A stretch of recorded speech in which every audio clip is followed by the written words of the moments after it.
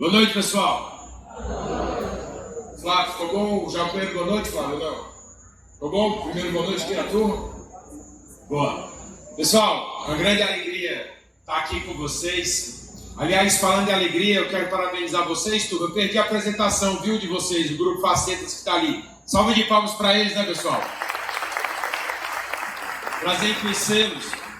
A alegria é fundamental em tudo que a gente faz na vida. Daqui a pouco a gente vai falar um pouquinho disso. Mas nesse momento aqui da institucionalidade, né, da abertura do evento, modo muito rápido, Marcelão. Dá meu abraço aqui para a turma do Instituto Federal, que o Flávio e a Samira, muito obrigado a vocês por acolherem a gente. Leonardo, parceiro do Sebrae Rio Grande do Norte, o Sicredi, parceiro também, o Leonardo, o Sicredi e vários outros Sebrais Brasil afora. Então, muito obrigado a vocês por essa parceria. O nosso presidente do conselho aqui, Itamar Manso, que de manso não tem nada, o homem é brabo. Então, o Itamar, além de ser o presidente aqui do nosso conselho, pessoal, do Sebrae do Rio Grande do Norte, ele também é conselheiro nosso no Sebrae Nacional. Então, ele manda tanto o Marcelo aqui como me manda em mim lá, não é não, Marcelão? Então, representa a Confederação das Associações Comerciais do Brasil, lá no Conselho Deliberativo Nacional. E o Marcelo Toscano, queridíssimo amigo meu de coração, que fez essa convocação, não é, Marcelão? Isso aqui é um cara absolutamente querido, e aí mandou e a gente vem. E aí a gente vai começar a falar, Marcelo, você, na verdade, me deu um presente quando você me convidou, e eu quero te agradecer muito. Que é muito bom, pessoal, a gente poder interagir, a gente conversar com as pessoas. E o tema da nossa conversa aqui hoje, né, que é sobre liderança, eu queria começar fazendo uma pergunta aqui a vocês. Quem mandou vocês estarem aqui hoje à noite? Alguém está aqui hoje à noite que não seja por vontade própria? Quem está aqui hoje à noite por vontade própria? Muito bem. Vocês vão me abandonar? Já vamos deixar você com sua palestra da noite, para não perder mais tempo e tomar do seu tempo. Tá? Muita gratidão, muito obrigado por tudo aqui. Deixa o pessoal aproveitar. Muito obrigado. Obrigado, meu irmão. Obrigadíssimo. Eu queria que o pessoal ficasse aqui comigo no palco, né, pessoal? Mas já que não quiser, não tem problema, né? Mas aperta aí para poder começar aqui a contagem regressiva, que é para eu poder me basear, viu, pessoal? Que não começou ainda aqui o cronômetro, não. Por favor, aperta aí. Eduardo, eu sou obediente. Mandaram sair do palco, a gente foi levando todo mundo. Ah, foi assim. Bom, mas, pessoal, quando a gente fala de liderança, a primeira coisa que eu queria dizer para vocês, e eu queria que vocês prestassem atenção que eu falei aqui brincando com o Marcelo, tá? Primeira coisa que a gente fala de liderança, a gente tem que entender que existe liderado e que todos nós somos líderes e liderados muitas vezes ao longo de um mesmo dia. E para a gente poder ser um bom líder, a gente precisa ser um bom liderado e, acima de tudo, sabermos nos autoliderar. Por isso que eu comecei perguntando para vocês quem tinha colocado ou pedido ou, entre aspas, impulsionado vocês para estarem aqui hoje à noite. E foram vocês mesmos. Então a gente já começa vendo que cada um de vocês aqui já são bons líderes, porque vocês tiveram o discernimento, a avaliação de identificar a oportunidade, entender que seria positivo para vocês participarem dessas 3 noites, e vocês tomaram essa decisão. Então começa a liderança na autoliderança. A gente tomando as decisões referentes às nossas próprias vidas. Para que a gente possa liderar alguém, a gente tem que primeiro se autoliderar. E como eu falei, a gente é liderado e a gente lidera a cada instante. No momento que o Marcelo Toscano, diretor do Sebrae Rio Grande do Norte, me fala, Eduardo, tem que vir para o evento, vai ser assim, vai ser assado. Ele está me liderando, ok? Ele está influenciando a minha decisão e eu estou sendo influenciado por ele. Então ele está liderando o processo e eu estou sendo liderado por ele. Essas funções, elas se alternam a todo instante e elas não são referentes a patentes. Patentes que eu estou falando, a cargos. A liderança, quando ela é legítima, ela acontece do ponto de vista pessoal. Quando a liderança ela é uma liderança de cargo, ela não é natural, ela é forçada. Então ela perde, na verdade, o seu sentido. Não é por o fato de uma liderança ser de fato ali transformadora para pegar o transformação, mas ela é apenas por força de um medo, um receio ou qualquer outra coisa que não seja positiva. E aqui nesse ambiente a gente está falando de transformação. O verbo transformar é um verbo maravilhoso. E no inglês fala-se muito de liderança transformacional. Transformar é dar um novo shape, dar uma nova forma, dar um aperfeiçoamento a um estado que já existe hoje. Quando eu estava nos Estados Unidos, que eu morei 3 anos e meio em Washington, eu fiz meu mestrado em liderança na Universidade de Georgetown, e eu criei uma figura chamada o líder regenerador. E a gente vê cada vez mais como a gente precisa regenerar, pessoal. Todo o tecido social que a gente vê, não só no Brasil, mas no mundo inteiro. No mundo inteiro. A gente fala aqui de transformação.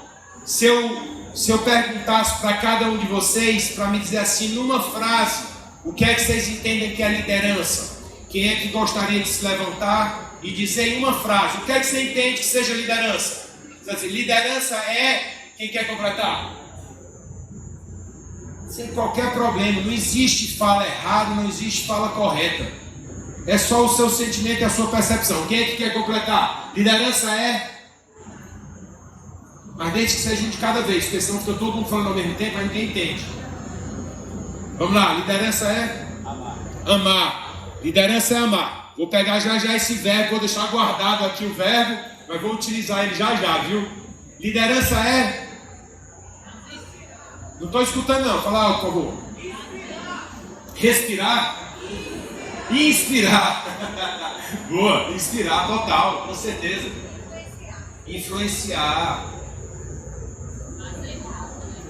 Diz. Ter calma. Ter calma. Boa. Boa. Fazer tudo. Reconhecer. Alguém quer falar alguma outra palavra? Ah, fazer junto. Desculpa. Fazer junto, viu, pessoal? Servir. Conectar. Estamos no conecta, né? Boa. Bom, pessoal, liderança é isso tudo, né? Tem alguma coisa aqui que foi falado que não é liderança? Não tem, né? Por isso que eu falei que não tem nada que seja correto ou que seja errado. Porque está tudo em mudança. Liderar, se eu pudesse talvez traduzir numa frase, eu diria que o papel do líder é ele fazer um grande alinhamento de energias. Conseguir coordenar toda a vontade, a determinação, a competência das pessoas que estão ali no seu entorno e tentar ali colocar aquilo num sentido que possa ser bom tanto para a individualidade como para a coletividade. E aí depende da área que você está efetivamente atuando. Na minha tese de mestrado eu dividi a liderança de 2 maneiras. A liderança ela tem o aspecto pessoal quando a gente está aqui se conhecendo, né? Então a gente está influenciando, alguém falou influenciar aqui, um ao outro de modo direto. Todos nós, assim como lideramos e somos liderados a cada instante, também influenciamos e somos influenciados. Todo instante, a cada instante. Então, aqui a gente está fazendo o exercício da liderança de modo pessoal. Todos com cada um de nós aqui. E a outra é uma liderança de modo remoto, né? Quantas pessoas aqui, por exemplo, conheceram pessoalmente o Papa Francisco? Alguém já teve contato pessoal com o Papa Francisco?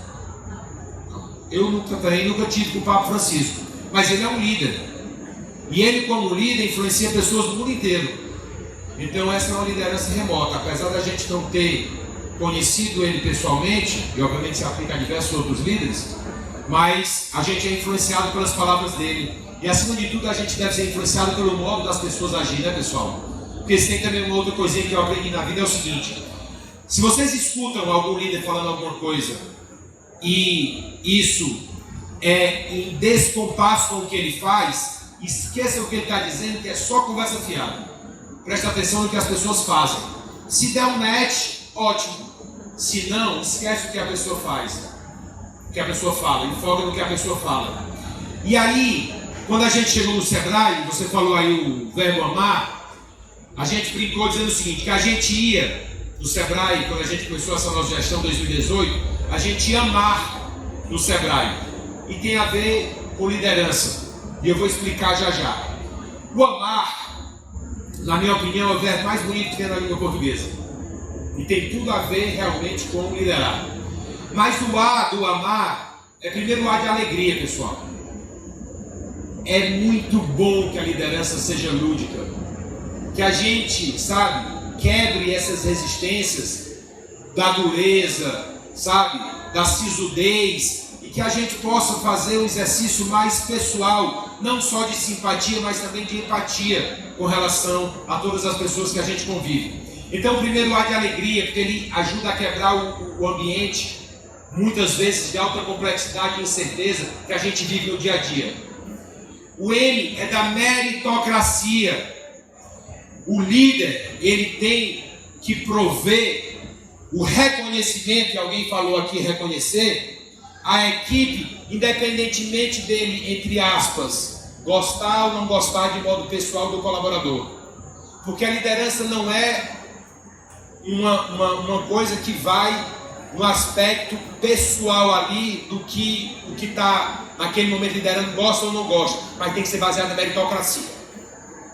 E aí, a meritocracia faz com que a gente possa fazer um outro atributo fundamental da liderança, que a gente provê oportunidades de liderança para todos. Uma das coisas que eu fico muito feliz lá no Sebrae Nacional, e o Marcelo sabe disso, nós temos 6 gerências e 6 gerências adjuntos ligados a gente. Nós temos metade das pessoas que nunca tinham ocupado o cargo de gerência ou gerência adjunta. Que é importante a gente tentar descobrir novos talentos nas organizações por onde a gente passa e dar oportunidade a essas pessoas para desenvolverem todas as suas competências. Então o A de alegria, o M da meritocracia. O segundo A, pessoal, é da austeridade. Existia um cara, prêmio Nobel americano, foi prêmio Nobel em 1976, chamado Milton Friedman. Alguém já ouviu o nome desse cara? Milton Friedman, economista. Esse cara, ele dizia que a gente tem 4 formas na vida de gastar dinheiro. 4 formas. Vejam se vocês encontram alguma outra, ou se todas as que vocês conhecem está dentro dessas 4. Ele identificou que existem apenas 4 formas de gastar dinheiro. Uma, a gente gasta dinheiro nosso com nós mesmos. A gente gasta dinheiro nosso com os outros, dinheiro dos outros com a gente e dinheiro dos outros com os outros. E por que tem a ver com liderança isso? Que a gente está falando do exemplo.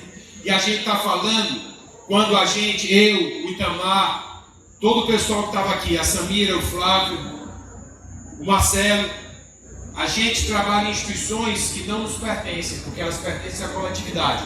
Nós somos agentes dentro dessas instituições. E o Milton Friedman dizia o seguinte: quando a gente gasta dinheiro da gente com a gente quer 2 coisas: custo baixo e qualidade alta na entrega. Quando a gente gasta dinheiro nosso com os outros, a gente não está muito preocupado com a qualidade da entrega do que a gente está comprando no serviço, não. A gente quer só que o custo seja baixo. Quando a gente gasta dinheiro dos outros com a gente, normalmente a gente não tem preocupação nenhuma com o custo, mas a gente quer que seja tudo top. Mas quando a gente gasta dinheiro dos outros com os outros, que é o nosso caso do Sebrae, por exemplo, a tendência da mente humana é não se preocupar nem com custo nem com qualidade. E aí a gente tem um desafio cotidiano de mostrar para o Milton Friedman que existem exceções. E que o Sebrae, o ecossistema Sebrae, aqui eu quero dar, Léo, meus parabéns a você que liderou aqui na região toda essa organização com toda a sua equipe. Parabéns a todas as pessoas que contribuíram para colocar esse evento de pé. Muito obrigado a todos vocês. Então a gente tem um grande desafio de dizer que a gente se importa. A gente gasta dinheiro que não é nosso, não gasta com a gente, gasta com vocês, que é o nosso público-alvo. Mas a gente tem a obrigação de ser austero. A gente tem a obrigação de dar valor ao dinheiro. E tudo isso se faz, por exemplo, para inspirar as pessoas, por meio exatamente do exemplo que é dado. E o R do amar é um R de respeito, de resultado e de responsabilidade. A gente tem que impactar na ponta, pessoal. Tem que trazer resultado para a vida das pessoas. Isso é fundamental, absolutamente imprescindível. Senão a gente não identifica valor, não é verdade? A gente não identifica valor. Se vocês saírem daqui hoje e identificarem, puxa vida, não aprendi nada hoje à noite, para amanhã já está todo mundo sem a mesma inspiração de voltar, porque todo mundo tem as atribuições do dia a dia. E quando a gente fala de valor, a gente está falando também do intangível, porque valores e princípios é um outro atributo fundamental na liderança. Por favor, prestem bem atenção ao que eu vou falar agora. Ao longo da vida de vocês, se vocês não colocarem ali algumas riscas de dizer o seguinte: daqui não passa, a gente corre o risco de ficar como aquele sapo na panela, que a gente conhece muito bem o exemplo, que quando você joga ele dentro, a água está fervendo, ele pula, mas se ele ficar na água e você ligar o forno, ele vai morrer na panela porque ele não percebeu a mudança da água. Então, passa, risca e fala: daqui eu não passo.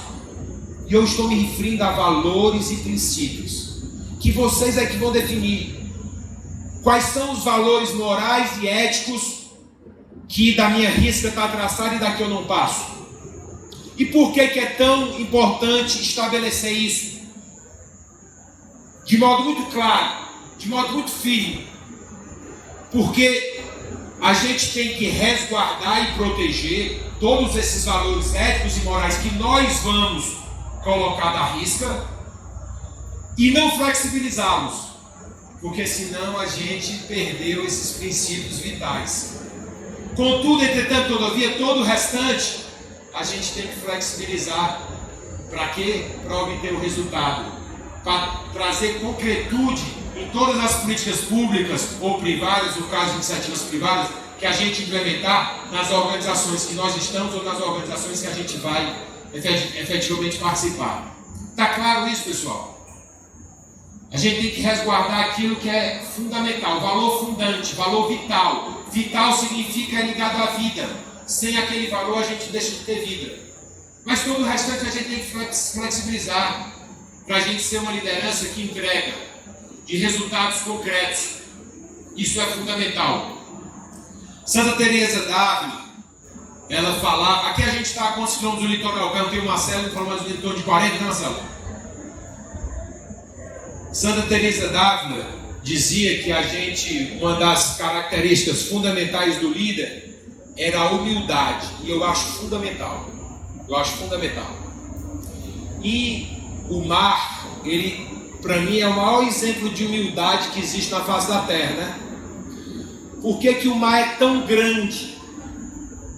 Porque ele é uno, e porque ele tem a humildade de receber. Já pensou, vocês já viram aquela pessoa que alguém começa a falar alguma coisa, a pessoa já começa a dizer que está errado, que não quer, que não sei o que, não consegue escutar, não tem a humildade de escutar, não tem a humildade de receber. Então o mar é gigante do jeito que é maravilhoso do jeito que é uno, é singular, porque ele tem a humildade de receber. Ele se coloca abaixo de todos os rios da face da terra. Para quê? Para receber suas águas. Então, a humildade está ligada ao receber. Quem assistiu um filme que foi lançado agora, o título em inglês é Against the Ice, acho que em português é Contra o Gelo mesmo. Alguém já assistiu esse filme? Esse filme é uma história verídica, tá? Que aconteceu no ano de 1909. Onde a Dinamarca estava disputando com os Estados Unidos um pedaço da Groenlândia. E os Estados Unidos, vale muito a pena assistir, pessoal. E a Groenlândia dizia que tinha um rio, os Estados Unidos diziam que tinha um rio que separava a parte de cima da Groenlândia e a parte de baixo. E eles estavam reivindicando que do rio para cima era americana a terra. E eles fizeram essa expedição para tentar identificar se realmente existia esse rio. E o rio não existia, e os Estados Unidos perdeu o direito de reivindicar essa parte de cima. Mas tem um ponto lá que é fundamental, pessoal, que eles saem do local, imagina, há mais de 100 anos atrás, no meio daquele gelo, com toda a precariedade que existia há mais de 100 anos, eles estavam num espaço e eles tinham que ir só mesmo com o trenó, alguns cachorros, para fazer a identificação. E foi o chefe da expedição com o engenheiro. Quando eles voltaram, o pessoal já tinha ido embora, porque você só consegue sair no verão. E aí eles tinham que esperar um outro verão para poder vir de novo o pessoal para ver se resgatavam eles. Só que eles identificaram que ele tinha que voltar. É uma cena inacreditável. Veja só como as pessoas são baseadas. Está na cabeça das pessoas até lá atrás. Isso está presente até hoje. E eu vou falar também que é o autoritarismo. A luta louca pela primazia. O engenheiro, em tese mais humilde e menos sábio do que o chefe, quando eles estavam saindo para voltar, ele falou: deixa eu fazer uma pergunta, não seria interessante a gente deixar uma notinha aqui dentro para dizer para eles que a gente esteve aqui, porque corre o risco da gente ir e não conseguir voltar antes deles estarem aqui no verão para buscar a gente novamente? Aí o chefe falou: não vamos perder tempo, vamos embora logo. Vocês podem acreditar que por causa de 5 minutos, para deixar uma nota na cabana, eles ficaram mais 2 anos lá, porque eles perderam a expedição quando voltaram. O pessoal foi lá no verão buscá-los e eles não estavam, só foram resgatados no outro ano. Porque o cara, essa história é verídica, porque o cara simplesmente não deu atenção a uma pessoa que tinha uma posição hierárquica, vamos dizer assim, na delegação, e a delegação já tinha tudo embora, menor do que a dele. Pessoal, o que a gente vê de autoritarismo nas organizações é uma coisa insana, e nós não podemos aceitar. Nós temos que combater isso, combater com inteligência, combater com paciência, combater com humildade, mas nós temos que combater, porque esse é o oposto da liderança. Sabe assim, aquelas pessoas que têm aquela luta desenfreada pela primazia gigante, só quem sabe tudo sou eu, só quem pode dar a ideia melhor sou eu. Sabe, quando alguém dá alguma ideia que seja boa, a pessoa fala: diz aí que essa ideia foi eu que dei. Isso é o oposto da liderança. Vocês, no século passado, a gente teve vários exemplos de liderança. A gente teve essa semana o sepultamento de uma grande líder, né? A Rainha Elizabeth. Ela virou uma grande líder, obviamente pelo lado já institucional que ela tinha, mas acima de tudo pelo exemplo. Acima de tudo pelo exemplo. E no século passado, a gente teve uma das pessoas que talvez, para mim, tenha sido o maior líder do século passado, chamado Winston Churchill. O Churchill, ele teve, para a gente ficar na mesma Inglaterra, ele teve episódios pretéritos ao grande triunfo que ele teve para todos nós devemos agradecê-lo. O grande triunfo que ele teve na Segunda Guerra, ele teve preteritamente fracassos retumbantes, com milhares de pessoas mortas por decisões que ele teve preteritamente ao grande êxito de 1940 a 1945, quando ele liderou, né, a todos nós aliados na Segunda Guerra Mundial. E ele teve a capacidade de se renovar, ele teve a capacidade de se transformar. Então, a vida ela é muito longa, ela é muito curta para algumas coisas, mas ela também é muito longa para outras.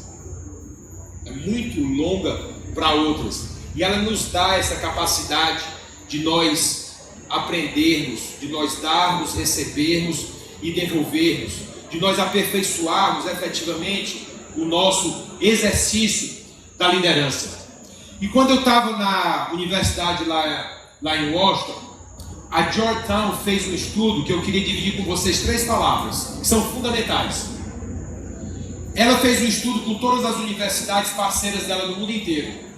E ela identificou 2 palavras que eram as únicas duas palavras que são predicados, que era presente em todos os líderes, independentemente do setor de atividade, independentemente do porte das empresas, no mundo inteiro, que eu queria dividir agora aqui com vocês. A primeira delas, em inglês, chama-se trustworthiness. Trustworthiness significa ali a sua capacidade de passar credibilidade em tudo que você faz. É imprescindível para a liderança. Se você não for uma pessoa confiável, se as pessoas não sentirem você ali, que você não é uma pessoa só de de conversa fiada, se as pessoas não sentirem isso, não há como liderar a equipe. Confiabilidade está presente em todas as pessoas exitosas e líderes em qualquer atividade do mundo inteiro. Então fiquem com isso em mente. Isso está ligado àquele match que eu falei, entre o falar e o fazer. Fiquem sempre com isso em mente. A segunda palavra em inglês, ela chama-se decisiveness. Também complicada a palavra. Mas decisiveness nada mais é do que a sua capacidade de tomar decisão. O líder decide. O líder, ele traz para si a decisão, não no sentido de ser uma coisa que seja feita de modo precipitado, não. Ele toma a decisão assumindo a responsabilidade que ele tem. Ele não terceiriza a responsabilidade, mas ele o faz escutando a todas as pessoas antes. E ele tem que fazer no timing correto, no tempo correto, sem ser antes e sem ser depois. É fácil? Óbvio que não. Mas por isso que tem que escutar as pessoas. Uma das piores características do líder é aquele líder que ele pensa que sabe tudo, que está ligado com o autoritarismo que eu falei, a arrogância, a prepotência, a primazia. O líder, e aí eu vou fazer um parênteses para falar desse atributo. Quando eu estudava, fiquei alguns anos estudando um grupo, chamava CIDIAP. Era Serviço de Informação e Desenvolvimento da Antropologia e Psicologia Aplicada. Eles já faziam um termo lá, que eu não gosto muito do termo, mas o princípio eu acho maravilhoso. Eles utilizavam de atividade negativa. Atividade negativa é fundamental no princípio da liderança. A gente se colocar na posição de que nós possamos estar errados. Pessoal, por favor, façam isso todo dia. É fundamental para a liderança, coletividade e da sua e de vocês na vida de vocês. Aquela certeza plena, muitas vezes, é a maior falta de sabedoria, de humildade, que vai levar a maior catástrofe possível. Então, quando vocês estiverem muito certos de alguma coisa, comecem a questionar a vocês mesmos. Será que é isso mesmo? Será que essa certeza não é uma cegueira? Então se coloquem sempre, por favor, numa posição de duvidar. Fundamental para o exercício da liderança. Aí as três palavras que eu me referi lá na Georgetown: decisiveness e trustworthiness, que eu já falei. E pessoal, outro identificado, existia um único atributo que estava presente em todas as pessoas exitosas, de novo repetindo, independentemente do setor, da atividade, do porte da empresa, e que era o líder da equipe. Em inglês chama-se struggle. Struggle, em inglês, significa o esforço, o envolvimento, a dedicação, a determinação. Vocês já escutaram com certeza dos 10% de inspiração e os 90% de inspiração? Não é só uma frase metafórica, nem de efeito. É a realidade. É a realidade. Não existe um líder que fica só ali em cima no 20º andar, dando coordenadas, sem se envolver com a equipe. E o envolvimento, pessoal, é a maior forma que você tem de gerar comprometimento nas pessoas. Pelo amor de Deus, líderes, todos vocês aqui, que exercem, como todos nós, como eu falei, a todo instante o exercício da liderança e de ser liderado, é fundamental tudo que vocês forem fazer para além do umbigo, ou seja, que não seja uma coisa que diga respeito só a gente, que vocês envolvam as pessoas que vocês acreditam que serão capazes de tocar, de tocar essa iniciativa, essa ideia, juntamente com vocês. Tem que ser envolvido na tomada da decisão. Não existe líder que simplesmente manda. Lembra que eu falei aqui na tomada da decisão? Por isso que eu falei que é fundamental escutar as pessoas. E aí se envolvam, se comprometam, de toda e qualquer maneira que seja possível, com essa iniciativa. Isso é fundamental para o exercício da liderança. Transformar, alinhar a energia, não é isso? E aí, Winston Churchill, gente, quando fala de envolvimento, colocar uma meta, e eu vou falar do Churchill e vou falar do JFK, que é uma sigla em inglês, o JFK, para poder falar do presidente Kennedy. Cadê o Aldrin, hein, Marcelo? Tá ali o Aldrin. Aldrin. Vocês sabem essa figura aqui, nome dele? Aldrin, diga aí o seu nome todo, Aldrin. Vem cá, por favor, fala aqui. Fala aí, porra. Fala aí teu nome. Hein? Edwin Aldrin. Alguém sabe quem é esse nome? Já ouviu falar? Edwin Aldrin. Eu vou explicar por que eu estou falando. Alguém já ouviu falar do Buzz Lightyear? Já, pronto, é o cara aqui. O Buzz Lightyear é o nome de fantasia do Edwin Aldrin, que nada mais é do que o segundo cidadão em todo mundo a botar o pezinho na Lua. 20 de julho de 1969.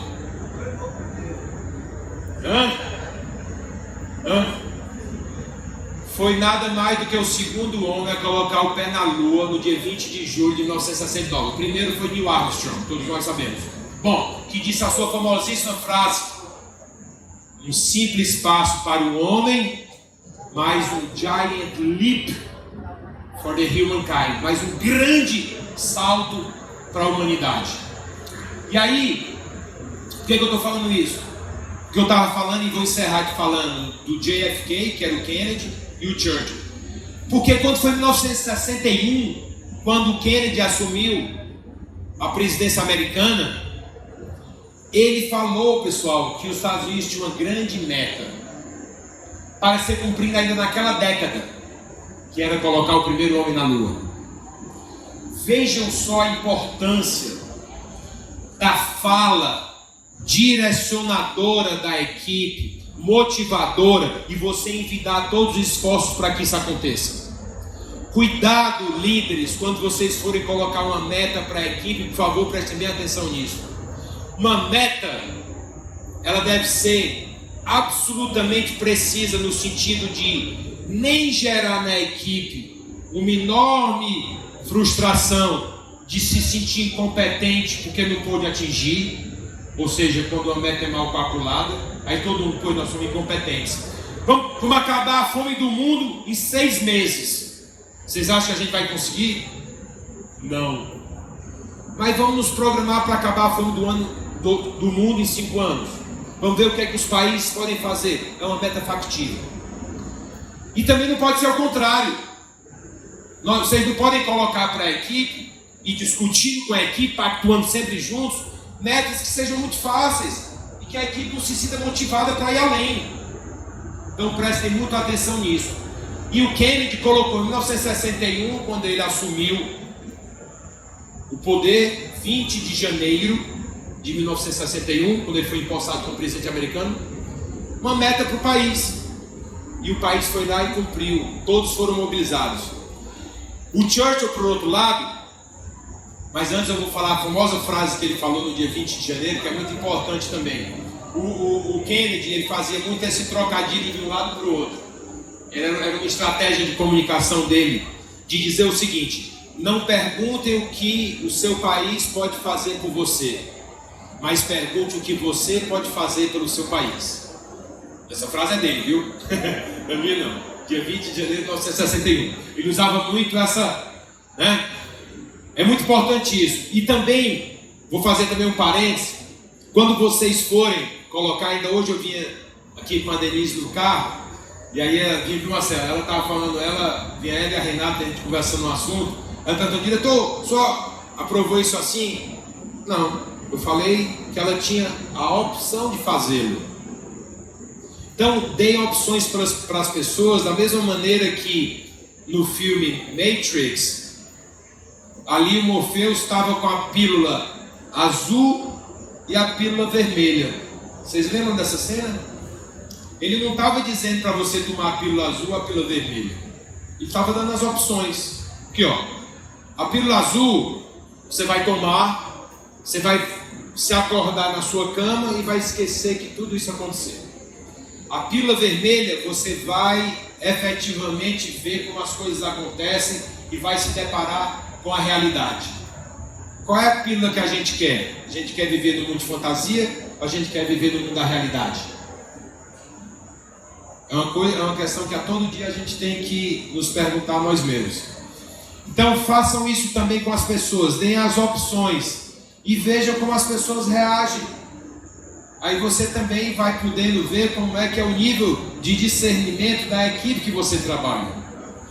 E aí eu falei do Churchill, eu falei que eu ia encerrar com o Churchill, porque eu falei tanto do Kennedy e falei do Churchill, que ele chegou, pessoal, quando ele assumiu, o mundo estava literalmente prestes a perder a guerra para os nazistas. Maio de 1940.